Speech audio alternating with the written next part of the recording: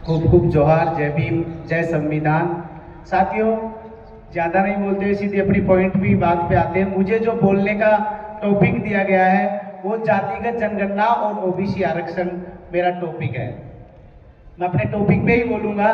OBC आरक्षण क्यों जरूरी था, जातिगत जनगणना का उसमें क्या योगदान है और जातिगत जनगणना कैसे इस देश की तकदीर और तस्वीर बदल सकती है।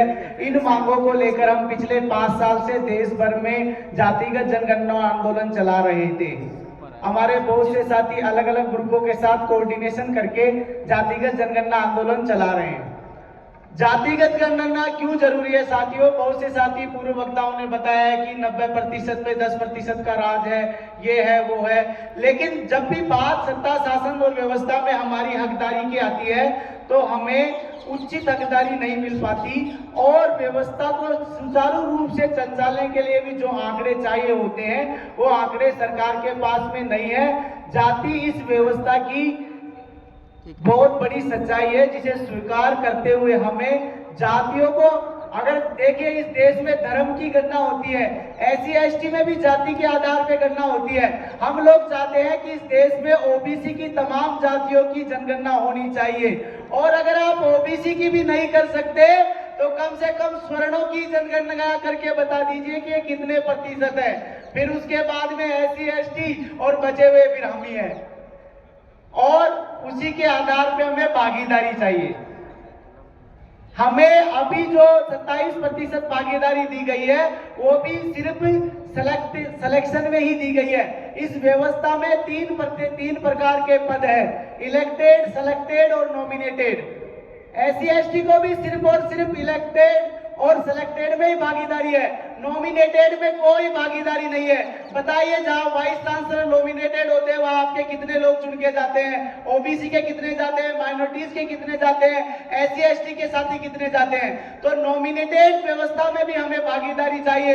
राज्यपाल हमारे कितने बनाए जा रहे हैं इसमें भी हमें भागीदारी चाहिए और जब तक हमारे लोग इस व्यवस्था में नहीं आएंगे, जब तक आप लोग ये कॉलेजियम में ये बातें करते रहते हो, वो लोग जो व्यवस्था में आ जाते हैं नॉमिनेटेड प्रणाली के थ्रू, वो किस प्रकार काम करते हैं, कैसे वो हमारा बेड़ा गर्क कर रहे हैं, वो बात रखते हुए एक छोटी सी बात बताऊंगा और अपनी वाणी को विराम दूंगा। वो बात यह है कि आपके ही उदयपुर विश्वविद्यालय जो सुखाड़िया विश्वविद्यालय है, इनके यहाँ के वाइस चांसलर की मानसिकता मैं आप लोगों को बता के जाता हूं। नाम के साथ में यहाँ सुखाड़िया विश्वविद्यालय के वाइस चांसलर है जगदीश सरबाजी। उस टाइम अजमेर के अंदर एक गुर्जर इतिहास के ऊपर अजमेर विश्वविद्यालय में एक सेमिनार आयोजित हुआ। उस सेमिनार की अध्यक्षता कर रहे थे उदयपुर विश्वविद्यालय के वाइस चांसलर और सेमिनार का जो विषय था वो था गुर्जरों की उत्पत्ति, कि गुर्जरों की उत्पत्ति कैसे हुई। तो साहब सबने अपनी अपनी बात रखी, फिर वाइस चांसलर साहब ने अपनी बात रखी। ये बात मैं आप लोगों को इसलिए बता रहा हूं कि कोई गांव का गरीब अनपढ़ व्यक्ति अगर ये बात बोलता तो हम लोग इसको एक्सेप्ट कर लेते कि ठीक है, पर एक व्यक्ति जो एक विश्वविद्यालय का वाइस चांसलर है उसके दिमाग में क्या है और ऐसे लोगों को वाइस चांसलर बना कैसे दिया जाता है, इस पे बात करने की, इस पे विचार करने की जरूरत रहेगी। इस बात को मैं शुरू करता हूं साथियों। तो वाइस चांसलर साहब अपने विचार रखते हैं कि गुर्जरों की उत्पत्ति कैसे हुई, तो बताते हैं कि साहब एक बार शंकर भगवान के पास एक गाय थी और उस गाय को चराने वाला कोई नहीं था। तो पार्वती जी ने कहा जी इसकी गाय को चराने की व्यवस्था करो। तो शंकर भगवान ने उस गाय के सूखे गोबर से एक आदमी की उत्पत्ति की और वो आदमी उस गाय को चरा के लाता था। थोड़े दिनों बाद में पार्वती ने कहा कि जी गाय को चराने की व्यवस्था तो कर दी, पर जो व्यक्ति गाय चरा रहा है उसका भी सांसारिक जीवन होना चाहिए जैसे हमारा सांस्कारिक जीवन है। तो बोला इसके लिए पत्नी की व्यवस्था करो। तो पहले तो उन्होंने उस व्यक्ति को एक शंकर भगवान ने सोने का कड़ा दिया और कहा कि जो भी जीव जगत में तुझे पहली बार में स्त्री लिंग में मिल जाएगी वही तुम्हारी है जो पत्नी बन जाएगी। तो साहब वो जाता है और रास्ते में उसे एक शेरनी मिल जाती है। तो पहले तो वो डर जाता है, लेकिन उस कड़े के चमत्कार से वो शेरनी एक सुंदर महिला में परिवर्तित हो जाती है और उस सुंदर महिला से जो शेरनी से परिवर्तित हुई है और उस गाय के गोबर से पैदा हुए व्यक्ति के आपसी संभोग से जो संतान पैदा होती है वो गुजर है, इसलिए गुजरों को शेरनी का जाया कहा जाता है। तो साहब सारे गुजरों ने तालियां बजा दी, भाई शेरनी का जाया है। वहां हमारे एक देखो बीएल नाम के जो होते थे सच में क्रांतिकारी होते, चाहे वो भंवरलाल परमार हो, चाहे बीएल गुजर हो, चाहे बीएल मेघवंशी हो। तो हमारे बीएल गुजर जी बैठे थे साहब, उन्होंने उनके ऊपर हाथ उठा दिया प्रोफेसर से, उनके धक्का मुक्की हो गई, लोगों ने उन्हें आपस में बिठाया। ये हकीकत बात है जिसका मैं गवाह हूं और आपको बोल के जा रहा हूं। उन्होंने कहा कि लोगों ने कहा कि हमारे आगंतुक थे, इनके ऊपर आपको ऐसा नहीं करना चाहिए था, इनसे आपको माफी मांगनी थी। तो उन्होंने कहा मैं इनसे माफी मांग लूंगा, मेरी दो चीजों का जवाब मुझे चाहिए। पहली बात तो ये कि जब मेरा बच्चा किसी कॉन्वेंट स्कूल में, सरकारी स्कूल में पढ़ेगा, वहां बराबर के बच्चे उससे पूछेंगे कि गुजरों का इतिहास क्या है, तो मान लीजिए वो ये कहानी बताएगा, तो वो बच्चे फिर उससे पूछेंगे कि यार उस गाय के गोबर में ऐसी क्या रासायनिक अभिक्रिया हुई कि उससे आदमी पैदा हो गया। पहली बात। दूसरी बात जो इंपॉर्टेंट है कि वो तो भला हुआ शेरनी मिल गई, अगर गधी मिल जाती तो क्या हम गधी के जाए हो जाते? फिर ये बातें समझने की बात है साथियों। वाइस चांसलर जैसे पद पे बैठे हुए लोगों की मानसिकता जो आपके पूरे इतिहास को एक पल में ताश के पत्ते की तरह ढेर कर देती है, आपकी पूरी कौम के मान सम्मान को ठेस पहुंचा देते हैं, ऐसे लोग वाइस चांसलर, राज्यपाल बनते हैं।